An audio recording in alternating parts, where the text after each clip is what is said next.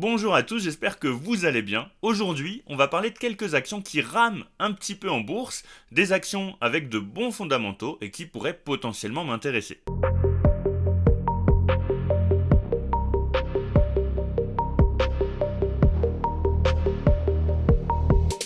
Comme d'habitude, je voulais vous remercier parce que vous êtes de plus en plus nombreux à suivre la chaîne. On est bientôt 10 000 abonnés. Pour ceux qui ne sont pas encore abonnés, n'hésitez pas à le faire, ça permet de soutenir mon travail. Cette vidéo, c'est pas un conseil en investissement, vous devez faire vos propres recherches avant d'investir. Petite question avant de commencer, quelles seraient les 3 actions que vous garderiez dans votre portefeuille si vous n'aviez pas le choix, vous ne pouvez pas avoir plus de 3 actions.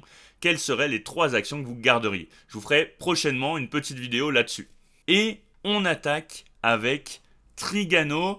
Alors Trigano, elle a perdu 7% à l'ouverture. Pourquoi? On a de bons résultats, hein. Un chiffre d'affaires qui est en hausse de plus de 17%, un bénéfice net qui est en hausse de 48,3%, donc on a de très bons résultats, mais on a une trésorerie qui est en baisse, hein. On est passé de 212 millions à 343 millions.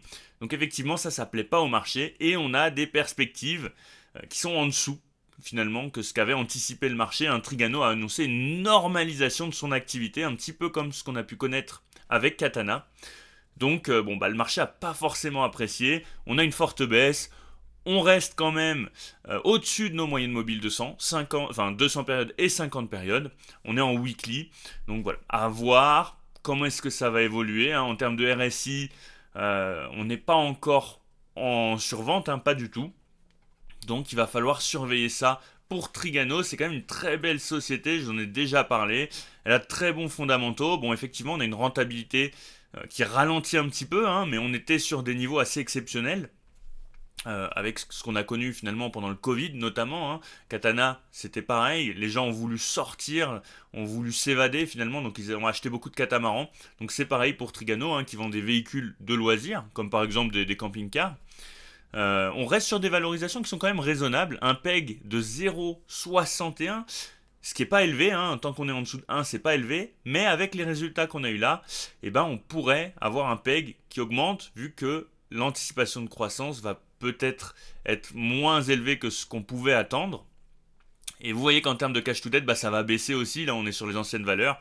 On a un cash qui va continuer de baisser et qui va se rapprocher du niveau de dette. En revanche, si on regarde la rentabilité des capitaux employés, on voit qu'on a quand même une bonne rentabilité avec du 12%. Donc, finalement, le return on capital employed, il est largement supérieur au coût des capitaux. Et ça, c'est quand même très positif. Donc, on reste sur une belle société. Je voulais aussi évidemment vous parler du secteur du luxe, qui rame aussi un petit peu en ce moment, que ce soit LVMH ou Hermès. D'ailleurs, vous avez mes zones d'achat, les zones qui m'intéressent sur le Patreon, sur le club des investisseurs rationnels. Pour ceux qui ça intéresse, pour ceux qui veulent rejoindre la communauté, discuter avec nous, avoir accès à nos zones d'achat, nos analyses, etc., vous avez le lien en description. Donc n'hésitez pas à nous rejoindre si ça vous intéresse. Donc pour LVMH, on joue un petit peu là au-dessus de notre moyenne mobile 50 périodes en weekly. Ce que vous voyez en noir, c'est un gap haussier qu'on peut potentiellement venir combler. Ce qui nous ferait aussi potentiellement nous rapprocher notre moyenne mobile 200 périodes en violet et puis de notre trendline haussière juste ici. Dans la même dynamique, on a Hermès. Bon, Hermès, c'est encore plus solide qu'LVMH. Donc ça corrige beaucoup moins fort, mais on commence potentiellement à avoir un début de correction pour Hermès. Hermès, société exceptionnelle, qu'est-ce que vous voulez que je vous dise de plus? Moi qui ai une approche un peu value, on est un peu cher à l'heure actuelle, avec un PI ratio de 56 fois les bénéfices. C'est quand même un petit peu élevé. C'est une action que j'ai en watchlist, mais j'attends avant de rentrer dessus. Voilà, pour l'instant, pour moi, on n'est pas sur une zone d'achat. Et si on regarde là, par exemple, sur la rentabilité des capitaux employés, on était sur du 12% pour Trigano. Bon, effectivement, je compare des choses incomparables, mais là, on est sur du 52%. On a des chiffres qui sont quand même assez exceptionnels, avec un pricing power, une marque qui est extrêmement forte, extrêmement solide. Donc voilà, Hermès, un très très beau dossier. Différent, mais tout aussi très beau dossier, c'est Adobe, dont je vous ai déjà parlé aussi. On est passé en dessous de notre moyenne mobile 200 périodes en rose juste ici, on est à l'heure actuelle dans un order block acheteur, donc une zone plutôt acheteuse. Si on venait à la casser, on pourrait commencer à avoir des zones de prix très intéressantes. On est encore un petit peu cher à l'heure actuelle, hein. Vous voyez, c'est pareil, on a un PI ratio de 46 fois les bénéfices environ, ce qui est encore un peu cher pour moi, mais on est aussi sur un dossier de très très haute qualité, même si vous voyez que là, en termes de ratio sur la rentabilité des capitaux employés, on est un peu en dessous, on est plutôt sur du 6%. C'est une action de croissance, hein, elle n'a pas forcément, elle n'a pas de dividende. Donc c'est pour ça, ce type d'action-là, je ne veux pas les acheter forcément trop cher. Donc j'attends vraiment des points d'entrée assez exceptionnels. Donc je suis prêt à être très très patient sur ce genre de dossier. Bon, ça c'est lié à mon approche un peu value. Rémi Cointreau qui a du mal à sortir de sa zone, qui travaille horizontalement. Je suis positionné sur Rémi Cointreau, mais il faut savoir que c'est à titre spéculatif. Donc c'est pas une action que je compte garder sur le long terme. Je pense même la revendre assez rapidement quand on aura atteint des zones de vente. On a quand même un petit point positif, hein. C'est le fait que le RSI soit plutôt pour l'instant sur une tendance haussière, donc potentiellement une reprise de la force finalement du mouvement. Ça reste à confirmer évidemment, hein. On reste très fragile et en tendance baissière pour l'instant sur Rémi Cointreau. Donc tout ça, ça reste à confirmer. On est quand même sur une action qui a de bons fondamentaux, même si pour moi, c'est pas un business qui sera extrêmement porteur à l'avenir. On est sur du cognac. Donc pour moi, c'est pas un business qui aura une énorme croissance dans les années à venir. Donc c'est aussi pour ça que j'investis pas dessus forcément à long terme. Contrairement, évidemment, à Equasense, hein, sur laquelle, vous le savez, hein, pour ceux qui me suivent, j'ai une conviction, une grosse conviction sur le long terme, à horizon 2025-2026. C'est vrai qu'à l'heure actuelle, on est un petit peu dans le dur, hein, pour Equasense, même si on a repris sur une belle tendance haussière. Avec le Patreon, on s'est positionné assez bas, hein, sur ces zones-là. Voilà, ça va été call sur le Patreon. D'ailleurs, il y a plein de membres du Patreon qui se sont positionnés dessus, donc on est assez satisfait. Attention, on se rapproche quand même d'une zone qui est plutôt vendeuse. Si on venait là à break notre moyenne mobile 50 périodes, ce serait déjà un point positif. Et ensuite, on aurait notre gap là en violet au sein de l'order block vendeur, au sein de cette zone vendeuse.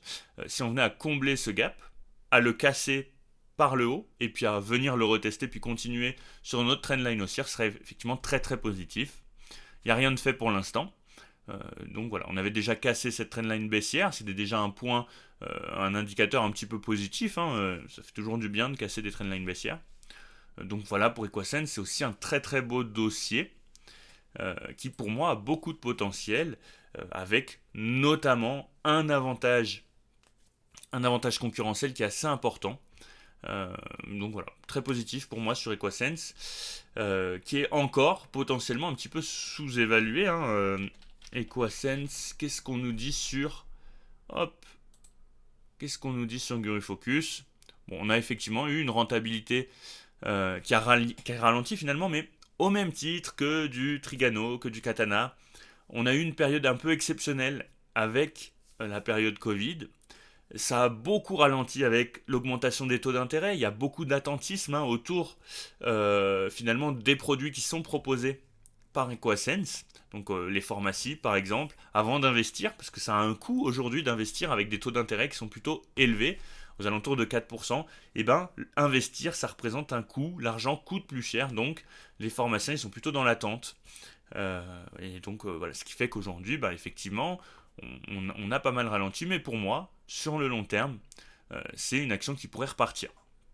À l'heure actuelle, comme vous le voyez, on est quand même sur des zones d'évaluation qui sont assez raisonnables au vu des fondamentaux. On a un PI ratio de 18,85, sachant qu'historiquement, on était plutôt sur du 28 en termes de PI ratio. Donc voilà, hein, pour Equasense. Je voulais aussi vous montrer potentiellement Sanofi. Sanofi, hop, watchlist, PEA. Est-ce que je l'ai là? Ouais. Sanofi, vous voyez, on est aussi sur une zone plutôt vendeuse, hein. On pourrait potentiellement aller plus haut, mais vous voyez qu'à l'heure actuelle, on est redescendu en dessous de notre moyenne mobile 50 périodes. On l'avait break et puis on est revenu en dessous. Donc voilà. Donc là, on est quand même sur une zone un petit peu clé aussi pour Sanofi. euh, qui effectivement a quand même, je trouve, une belle... enfin, qui fait un beau virage finalement dans son business plan. N'hésitez pas à liker, à commenter et à vous abonner, hein, c'est ça qui fait fonctionner la chaîne.